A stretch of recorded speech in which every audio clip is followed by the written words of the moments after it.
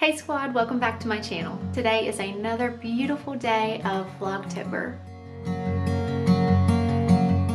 So every now and then I like to sit down and just talk about a specific area of secondhand shopping. And oftentimes it is something unexpected. Oftentimes I kind of encourage people to kind of push the boundaries a little bit and just to think outside the box. So if you're new around here, my channel, I really like to talk about secondhand shopping and our life as a family. So I really talk about all kinds of things, but I really like to talk about how you can make the most of your hard-earned money. So I talk about simple living. I talk about shopping secondhand. I talk about bargaining whenever you shop secondhand and what a good price looks like, what a not good price looks like. I encourage you to not buy shirts at yard sales that cost $25.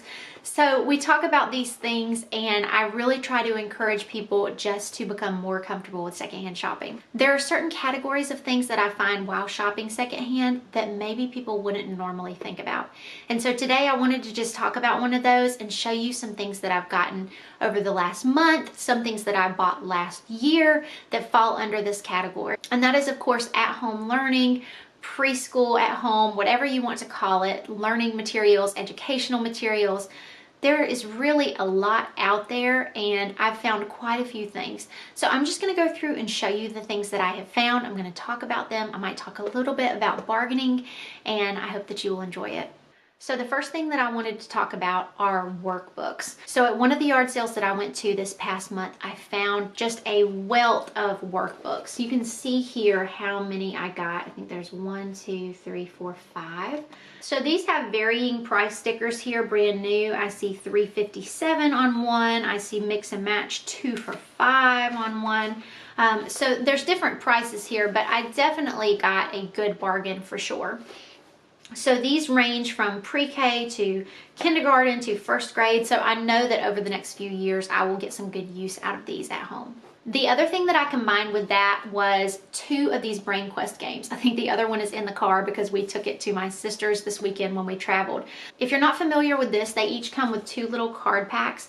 This one is designed for kids ages 3 and 4. And then it goes through and asks you questions. So obviously, if your child's not old enough to read yet, you can read it to them. You can show them the pictures. And then on the next one over, it will show you the answers. And then it's actually double-sided. So once you go through the entire deck, you can actually flip to the other side. And then you can go through questions and answers on this side as well. I had these growing up. They are a great educational tool. They are a great alternative to screens when you are in the car, when you are waiting in a waiting room or at a restaurant. So I think that these are a great thing to have. Again, I bought the 3 and 4, and then I think I also bought the 5 to 6 or kindergarten, however it's categorized, and that's the one that we have in the car right now. It's hard for me to remember prices that I paid at yard sales unless I write things down, but I'm pretty sure that I got the preschool materials and both of these Brain Quests for maybe $4 or $5 for all of them together. So I was really pleased to find those, and I know that those will be well used. It's funny sometimes how things happen because actually that same day I found some more educational materials for the car, and I mentioned these in a video previously, but they are these bingo slider card games. So I think that I paid $1 or $2 for the 3 different cards. I can't remember how much I exactly paid, but I felt like it was a great deal. Abram has already been using them, and these are great because even if your kids can't quite read yet, they can look at the pictures. And this has been a great way to start conversations about road signs and rules and all of those kinds of things. So I've really enjoyed those too. All right, just a few other things here. If you have been around for a while, you might recognize some of these. I found this huge Melissa and Doug sticker set. I think I paid maybe $1 for it, $1 or $1.25, and I mean, you can see it's got 500 stickers in it. So these have been great just for normal having fun and crafting. These have been great for making cards. I actually made Valentines for my kids last year using these, and so it's just really fun. I mean, they have sports, construction, outer space, all different topics, and like I said, I think I got this for $1. I was digging through our preschool workbooks, and pretty much every single one of these, and these are different from those other ones, pretty much every single one of these came from a yard sale. I also found this one. This is an Usborne or Usborne, I never remember how to say it, Build a Picture Train sticker book. And so some of these have already been done, but some of them have not. So you can see it's got places for the train cars. And then you go back here and you can find all of the stickers.